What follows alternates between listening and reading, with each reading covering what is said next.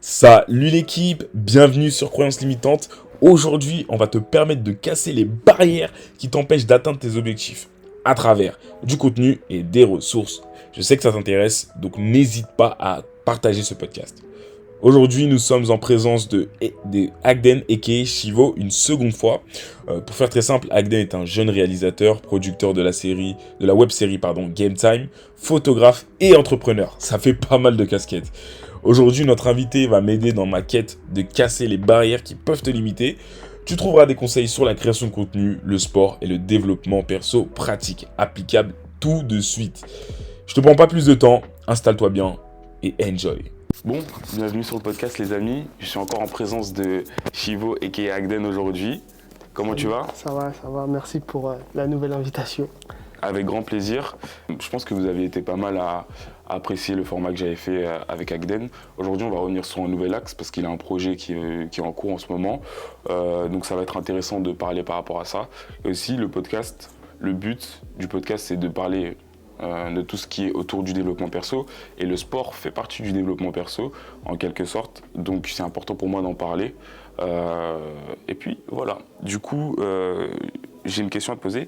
Qui es-tu et qu'est-ce que tu fais pour les gens qui par exemple n'ont pas pu voir le premier épisode ou qui vont te découvrir avec cet épisode? Alors je m'appelle Agden, on m'appelle souvent Chivo, du coup je suis connu sous le nom de Chivo. Je suis réalisateur photographe et entrepreneur. Je précise parce que j'expliquerai un peu plus tard pourquoi. Ça marche. Et puis, voilà, dans les grandes lignes, je dirais influenceur YouTube, youtubeur plutôt. Ok. Voilà. Donc multicasquette aussi, c'est ça? Ouais, plutôt vraiment axé dans la création de contenu. D'accord. Mais ouais, un peu plusieurs casquettes. Et qu'est-ce qui te plaît toi dans la création de contenu? C'est la créativité, tout simplement. Je suis quelqu'un d'assez créatif à la base. Je l'ai découvert bien plus tard, mais quand je l'ai découvert, j'ai dit écoute, c'est là où je me sens le plus épanoui. Et c'est là aussi je peux pousser au max mon potentiel et l'allier avec d'autres aspects un peu plus techniques, comme le marketing, etc. Et donc, c'est... Ok, donc tu te sens beaucoup plus à l'aise dans la création de contenu parce que tu sens que tu peux exprimer ta créativité en général. Et c'est bon à rappeler, en plus, comme toi tu as commencé avec pas beaucoup de moyens, c'est aussi bon pour les jeunes qui peuvent nous écouter, de leur dire que tu peux commencer mais sans forcément beaucoup de moyens et développer ta créativité. Et au final, je dis pas beaucoup de moyens, mais avec un iPhone, pour revenir dessus, tu peux hors sujet, mais tu peux faire énormément de choses. Complètement. Et j'ai commencé justement la vidéo avec un iPhone, comme on l'avait dit dans le premier podcast. J'ai commencé avec un stabilisateur pour smartphone, un iPhone, et après j'ai eu quelques clients, j'ai enchaîné, j'ai investi, et puis après ça a déroulé. Ok. En plus, c'est un excellent moyen de commencer sans forcément, sans forcément investir trop au début. Ouais. Déjà, dans un premier temps, de voir si ça te plaît ou non. Exactement. Ouais, complètement. Franchement, il faut aller step by step. Il faut vraiment aller petit à petit, prendre le temps de savoir ce qui te plaît, ce qui te plaît pas, comprendre comment ça fonctionne aussi la relation avec les clients. Okay. Là, je m'axe dans la partie business, mais niveau business, oui, comprendre la relation client et leurs besoins. Tu vas faire des premières erreurs et donc ça te permet de te faire la main au début. Ok, c'est un point super important que tu es en train d'amener là, c'est que la satisfaction client, c'est super important. C'est un truc je pense qu'on en parle très peu, mais avoir des clients, c'est une chose, mais les retenir aussi, c'en est une autre. Il y a la phase d'acquisition, de rétention et acquisition, conversion, rétention, tu vois. Okay. Et donc, en gros, ces trois phases, c'est une phase qui permet d'une fois d'avoir, dans un premier temps, avoir les clients, second temps, les convertir, passer de prospect à client, et ensuite, après, vraiment, comment on va les garder après qu'ils aient acheté le service ou le produit. D'accord, c'est intéressant. Et donc, pour chaque partie, avoir une stratégie pour chaque partie de ton business, je dirais. Ok, donc pour les jeunes qui nous écoutent pour la création de contenu ou peut-être la production, je pense qu'il y a des gens qui vont t'écouter pour la production. Prenez ces conseils, c'est vraiment super essentiel, surtout comme tu as expliqué par rapport à ce processus d'avoir une stratégie pour chaque étape. Dire déjà comment acquérir les clients, parce que c'est bien beau si tu as un service et que tu n'arrives pas à atteindre les personnes, c'est compliqué. Une fois que tu les as, comment tu les retiens? Parce que si tu n'arrives pas à les retenir, ça montre un petit peu la qualité de ton service, etc. Donc non, c'est important que tu précises tous ces steps-là. Ouais, je veux préciser que avant que ça devienne des clients, c'est des prospects, tu vois. Okay. Bon, après, pour ceux qui ont déjà fait du commerce, ils savent, mais Il y a vraiment cette phase de conversion où tu les fais passer de prospect intéressé à client, tu vois. Et donc, si je devrais donner des pistes, commencer déjà par se concentrer sur la phase de, je dirais du coup, prospection et de conversion. Après, pour la rétention et tout ce qui est derrière, c'est un peu plus tard, avec un peu plus d'expérience. Donc pour toi, c'est plus avancé la phase de comment dire, de rétention. Ouais, c'est bien pour plus tard, je dirais. Au début, il vaut mieux se concentrer sur cet axe, acquérir une expertise, de l'expérience dessus, et après pouvoir se concentrer sur la deuxième phase. Après, tout dépend des produits. Hein. Si c'est un service ou c'est un produit, ça dépend. Donc ça va dépendre de ce que tu vends en général. De ce que tu vends, Mais c'est intéressant parce que ça va permettre aux jeunes qui peuvent essayer de se lancer dans n'importe quel projet, en fait, d'avoir une vision de ce que tu dois faire, parce que quand t'as pas de personnes qui t'en parlent autour, tu vas sûrement axer ton travail sur des choses qui vont pas faire la différence, tu vois. Ouais, complètement. Par exemple, tu vas prendre un aspect et tu vas dire ok, cet aspect c'est le plus important, sauf que c'est peut-être un aspect important mais pas les plus importants. Exact. Souvent l'erreur qu'on fait tous, c'est se concentrer sur le logo, sur la phrase catch de l'entreprise, mais ça au final c'est que des détails. Et il vaut mieux avoir des clients, un logo pété, que l'inverse, tu vois. Tu peux avoir un magnifique logo, mais sans client, ça sert à rien. C'est juste un beau logo. Donc voilà. C'était intéressant, c'était une petite parenthèse. On va revenir sur le sport. Mais du coup, vu qu'on va parler de sport et que tu as un projet autour du sport, c'est important que je te pose la question, quelle est la place du sport pour toi en fait ? Le sport pour moi, j'ai fait plusieurs types de sports. Je fais du sport collectif, basket, et sport individuel, la boxe. Et pour moi, c'est tout simplement la discipline. Hein. Le sport, ça a été pour moi un vecteur de discipline, parce que en cours, j'ai pas réussi à avoir cette discipline, mais dans le sport, j'ai réussi à l'acquérir. Et cette discipline, tu la retranscris dans ce que tu fais dans la vie de tous les jours, hein, que tu sois salarié, entrepreneur, peu importe, et même dans la vie de tous les jours, tu peux retranscrire cette discipline. Et donc pour moi, le sport, c'est un moyen déjà de sortir de la vie de tous les jours, tu vois, de mon quotidien, et de garder cette discipline. C'est-à-dire que quoi que je fasse dans la journée, dans ma semaine, je vais systématiquement aller à la salle de sport et faire mon sport. Et donc ça me permet de cadrer, et je me dis, je fais ma séance de sport, c'est un truc que je peux cocher dans ma to-do list, tu vois. Donc c'est comme ça que je le perçois. Ça me fait rebondir sur une question qui est super importante, qui a à voir avec le sport, mais pas que avec le sport. Ouais, bien sûr. Tu as parlé de retranscription, entre guillemets.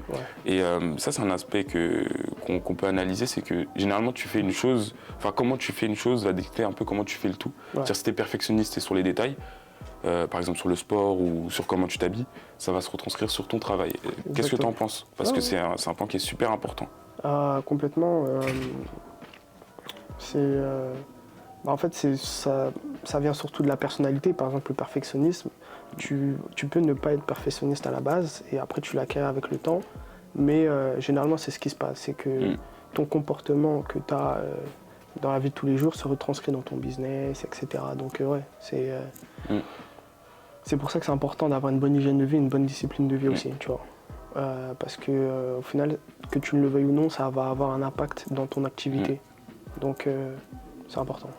C'est un truc que j'ai remarqué il n'y a pas longtemps, vraiment. Ah ouais ? C'est que, pour revenir sur ce que tu dis, c'est que vraiment la manière dont la manière dont tu fais certaines choses dans ta vie va dicter comment tu fais les autres. Genre, si t'es quelqu'un de bordélique, dans ton business, ça va sûrement être bordélique. Si t'es quelqu'un de bordélique avec, par exemple, ton apparence, ça peut se retranscrire dans ton business. Ou si t'es quelqu'un qui regarde pas les détails, mais comme tu as dit, c'est des choses qui peuvent s'acquérir avec le temps. Donc c'est important qu'au-delà de l'aspect même fonctionnel, qu'on parle de tous les aspects, tous les bénéfices, c'est que au final, ça va t'apporter une rigueur que tu vas mettre autre part. Exactement. Et c'est la première rigueur que tu apprends aussi. Parce que comme tu as dit, à l'école, oui, tu dois faire tes devoirs, tu n'as pas vraiment envie. Mais quand, par exemple, pour ceux qui ont déjà fait des sports collectifs, c'est pas seulement vos coachs qui peuvent vous mettre à l'amende, c'est aussi vos camarades. En classe, tu n'as pas cet esprit de responsabilité. À part quand tu fais des DM, mais c'est quelques fois dans l'année. Alors qu'un sport, un sport collectif, je sais pas moi, au basket, t'as mal dormi, t'as pas fait ton action, et à cause de toi, bah, l'équipe ne gagne pas, bah, tes coéquipiers vont t'en vouloir, donc ça te responsabilise, ça te crée un écosystème qui est super intéressant, et c'est pour ça que beaucoup de gens disent que le sport, c'est l'école de la vie. Ouais, complètement. Et je vais rebondir. Pour moi, je me considère comme un athlète, et pour moi, un athlète, c'est comme un entrepreneur. Pour moi, c'est des choses qui sont liées, Okay. et je le vois de la même façon, c'est-à-dire que en tant qu'athlète, tu dois avoir de la rigueur, tu dois investir sur toi, sur ta capacité à récupérer, etc., des kinés, des ostéos, et c'est pareil en tant qu'entrepreneur, tu vois, c'est les mêmes défis auxquels tu fais face, parce que l'athlète, il vend ses capacités physiques à un club, etc., ou à une marque. L'entrepreneur, il vend un produit ou un service, tu vois, c'est des choses qui sont assez similaires, et j'aime bien dire qu'un bon athlète fait un bon entrepreneur, tu vois. Et donc, c'est comme ça que moi, je vois un peu le sport et je le lie à l'entrepreneuriat. Ok, c'est fou ce que tu as dit. C'est vrai qu'en vrai, quand tu réfléchis, il y a un vrai parallèle entre les deux. Ouais. En fait, je dirais même, c'est peut-être pas la même chose, mais les mêmes principes qui sont appliqués. Et en réalité, c'est même les mêmes problématiques. Ah ouais? Ouais, les mêmes problématiques C'est-à-dire? Dans le sens où un athlète, il doit trouver un club, tu vois. Il doit communiquer sur lui, sur ses capacités, son CV. C'est pour ça qu'aujourd'hui, les athlètes communiquent énormément et je les accompagne dans ça, tu vois. Okay. Et un entrepreneur, il a un produit ou un service et il doit communiquer sur lui à travers du personal branding ou à travers son service ou son produit, tu vois. Donc il y a énormément de points de similitude qu'on peut retrouver entre un athlète et un entrepreneur. Et pour moi, un athlète, c'est un entrepreneur, tu vois. Il a un manager, il a une équipe autour de soi. Un entrepreneur qui a une start-up, c'est la même chose, tu vois. Ok, c'est fou ce que tu dis, hein. Parce qu'il y a beaucoup de jeunes qui font du sport et par exemple ça c'est un schéma qui se produit beaucoup. Tu sais, ils font du sport, ils se font une grosse blessure, ils arrêtent et ensuite ils reprennent un projet et ils ont la même rigueur, tu vois. Et personnellement c'est mon histoire aussi, tu vois. J'ai fait du coup 3 ans de football américain et j'aspirais à aller à un haut niveau, sauf que je me suis fait une grosse blessure. Pendant ce temps-là, je me suis remis pas mal en question, je me suis dit, est-ce que je veux vraiment faire ça? Les chances aussi, parce que le football américain en tout cas, à l'époque où j'en faisais aujourd'hui, c'est bien différent, mais les chances de réussite étaient très maigres. Donc je me suis remis en question, mais la rigueur que j'appliquais, que ce soit à l'entraînement, en dehors de l'entraînement, la curiosité, c'est des choses que j'ai utilisées dans mon business ou dans les projets que j'ai faits et qui m'ont toujours aidé. Et c'est pour ça que je suis entièrement d'accord avec toi que un athlète, c'est un entrepreneur. Et un entrepreneur, c'est un athlète. Donc, non, c'est un vrai parallèle. Tu dois faire attention à ta santé physique, mentale, éviter les burn-out. Enfin, tu vois, moi, j'ai réussi à faire cette connexion et ça m'a aidé à aussi comprendre certaines choses. Donc, je voulais partager ça avec vous. Non, mais c'est une bonne manière, c'est un bon framework, je trouve. Parce que ça peut débloquer des barrières. Une personne qui peut se dire, ah mais non, mais moi le monde de l'entreprise, je suis trop loin, j'ai toujours fait que du sport. Au contraire, en fait, tu n'as fait que du sport, mais tu as eu tous les principes qui t'ont permis de t'élever. Et j'ai envie de dire, c'est la même chose. En termes, par exemple, de hiérarchie sociale, quand tu es dans une équipe, tu es obligé de donner du tien pour être respecté. Et c'est la même au travail, c'est la même dans la vie. Et c'est pour ça qu'on dit que vraiment le sport, c'est vraiment l'école de la vie. Et c'est pour ça que c'est important que moi j'en parle dans ce podcast-là, parce que quand tu sais pas trop quoi faire, le sport, ça peut te permettre d'avoir un repère de vie, d'avoir un drive, un focus et ce sentiment de progression-là qu'on peut retrouver. Complètement. Et surtout, on est dans une génération où il y a beaucoup d'isolement social de la part des jeunes. Et donc le sport, c'est un vecteur social et permet d'avoir à chaque fois un repère, peu importe où tu vas ou ce qui se passe autour dans ta vie. Ok, c'est fou, hein. Vraiment. Et du coup, tu m'as dit que tu as fait du basket et de la boxe. Qu'est-ce que tu préfères? Sport co ou sport individuel? La fameuse question, excellent. Ça va fâcher des gens. En vrai, moi, je suis plutôt sport indiv, parce que j'aime bien compter sur mes 10 doigts, tu vois. J'ai confiance en mes capacités et j'aime bien avoir la maîtrise de un maximum de paramètres, tu vois. Donc je dirais plutôt du coup la boxe, mais le basket, enfin, c'est une sacrée question. Comment expliquer? Je dirais sport indiv. Et pour le sport co, c'est vraiment ce côté fraternité, tu vois. On va à la guerre ensemble, il faut qu'on on gagne. Tu vois, on ramène la coupe à la maison ce soir. C'est vraiment cet aspect-là, tu vois. Même si dans la boxe, tu as une équipe, hein, tu as un coach, assistant coach parfois, tu as un sparring partner qui t'accompagne pendant toute ta préparation, etc. Tu vois, donc en vrai, tu as une équipe, mais c'est différent. Ils sont pas sur le ring avec toi, tu vois. Donc c'est différent, mais ouais, je dirais sport indiv, je suis plutôt sport indiv. Pour faire un petit shameless plug, pour revenir sur du coup ta série Game Time, c'est ce qu'on retrouve de ouf, l'esprit de camaraderie.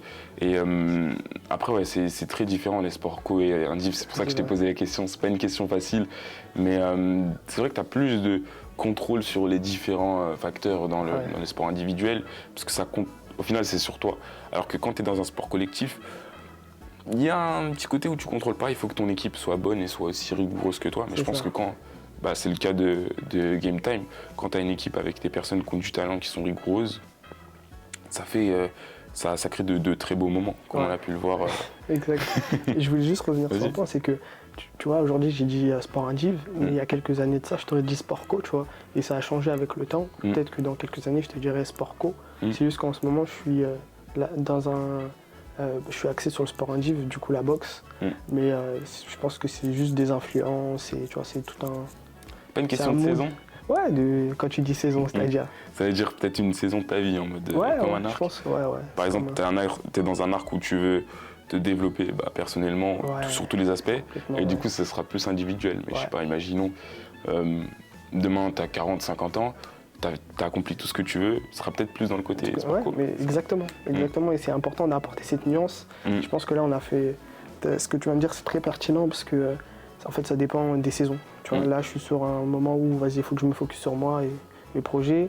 La boxe, pour moi, c'est un moyen de pouvoir aller j'ai juste besoin d'un sac de frappe, de mes gants et c'est bon, tu vois. Sport co, il faut aller chercher des joueurs, c'est un peu plus, tu vois. Bon, après, le basket, en vrai, t'as ton panier et ça, c'est bon, tu vois, et ton ballon. Mais ouais, t'as raison, t'as complètement raison, je pense que t'as... C'est un aspect intéressant. Non, mais c'est toi qui as apporté la nuance en premier, hein. Je tiens à le dire, c'est vrai que j'avais pas pensé, mais des fois, on a certains traits de caractère, certaines intentions qui sont aussi en rapport avec la saison dans laquelle on joue. La saison dans laquelle tu joues, c'est peut-être une saison plus individuelle. Et c'est bien de faire cette nuance parce que il y a peut-être des traits de la saison individuelle qui ne vont pas avec la saison collective et inversement. Par exemple, saison individuelle, égoïsme. Tu vois. Ça veut dire que tu dois penser à toi, tu dois penser par exemple à ton bien-être, à avoir l'énergie aussi, sommeil, nutrition, donc tu es beaucoup moins altruiste. Donc, mais c'est aussi peut-être pour un temps. Ouais, c'est pour un temps, tu vois. Et je pense que c'est nécessaire d'avoir ce truc où je me recentre sur moi, tu vois, il faut se recentrer sur soi, parce que quand toi-même tu n'arrives pas à te donner à toi-même, c'est compliqué de donner aux autres. Tu vois. Une fois que tu as su te donner et te nourrir toi-même, là tu peux aller donner aux autres. Et je crois qu'il y avait un adage sur ça, j'ai oublié. Mais voilà, un exemple concret, dans l'avion on nous dit d'abord mettez vos masques pendant, tu vois, il y a un accident, etc. J'allais en parler, c'est exactement ça. Et après tu vas aider les autres. Donc c'est le même principe, tu te sauves, tu t'aides, tu fais tout ce que tu as à faire vis-à-vis de toi. Et ensuite tu seras en capacité d'aider ton prochain, tu vois. Donc faut pas tout mélanger, et malheureusement dans les interactions sociales, il y a beaucoup de personnes qui sont sacrificielles, c'est-à-dire qu'ils vont se donner, quitte à s'oublier, et après ils sont lésés. C'est les seuls lésés au final derrière, tu vois. C'est important super intéressant ce que tu dis, gros. C'est important d'avoir cette nuance et de savoir qu'il faut d'abord se donner à soi et ensuite pouvoir distribuer derrière, tu vois. C'est important que tu viennes mettre ces nuances et tu parles avec attention parce que tu sais, quand on est jeune, on voit certaines choses, on comprend pas certaines choses aussi. On se dit oui, je dois tout donner pour ma mère. Et en mode je dois pas me concentrer sur moi par exemple, tu vois, ça peut être un exemple. J'en ai parlé en plus dans le podcast avec Gaëtan, je vous invite à aller le regarder, super intéressant. Mais et du coup pendant ce podcast là, on se dit qu'il y a un problème en fait de l'ordre de magnitude. Tu vas pouvoir aider cette personne si je te prends un espèce de niveau, on va dire de niveau 0 à 100, peut-être tu vas l'aider au niveau 30, tu vois. Alors que si tu te développes, tu vas te rapprocher de 90, 100, et c'est pas le même impact que tu as, tu vois. Le même impact, exactement. Et je pense après ça, c'est peut-être, je dirais, c'est beaucoup ce genre de, je vais aider ma mère, etc. Ça vient beaucoup de quartier populaire ou, tu vois, nous en tout cas qui avons grandi en cité, etc., on a beaucoup ce truc, tu vois, dans le rap, mettre à l'abri la daronne, etc., tu vois, c'est quelque chose qui est très ancré chez nous, mais effectivement, du coup, on est dans ce sacrifice, et c'est avec le temps et la maturité que tu comprends que tu pourras pas aider ta mère tant que toi-même tu t'es pas aidé en premier, tu vois, et que tu n'auras pas accompli ce que tu as besoin d'accomplir pour pouvoir être en capacité de l'aider au mieux, tu vois. Donc effectivement, je suis totalement d'accord avec ce que tu dis. Et c'est vrai que ça vient de notre milieu social. Tu regardes dans les autres milieux sociaux, c'est pas ce qui est dit. Les parents, ils sont là en mode au contraire, développez-vous, développez-vous. Ouais. Après, leurs enfants, ils sont tellement développés que ils peuvent les aider tranquillement, tu vois. C'est nous où on a un peu ce... Il y a un terme en anglais que j'arrive pas à retranscrire, c'est scarcity, en gros. En mode, on a du mal à un mindset de manque un peu. Ah, d'accord. Okay. Genre, comme si, en fait, il n'y avait pas... Voilà, c'est l'inverse du mindset de l'abondance. Comme si, en fait, les ressources étaient toujours limitées, qu'il n'y allait pas en avoir plus, tu vois. Plus, ouais. Ok, on est tout le temps, sur, comme si c'était le dernier... Exactement, voilà, c'est exactement ça. C'est comme si, genre, il n'y avait plus d'opportunités après, tu vois. Genre, si tu prends ce travail à la SNCF, sinon il n'y en aura plus. Il n'y en aura plus, ouais. Ouais, je pense que ça vient de l'éducation. Ça vient de l'éducation. Après, ça dépend où tu as grandi et dans quelles conditions.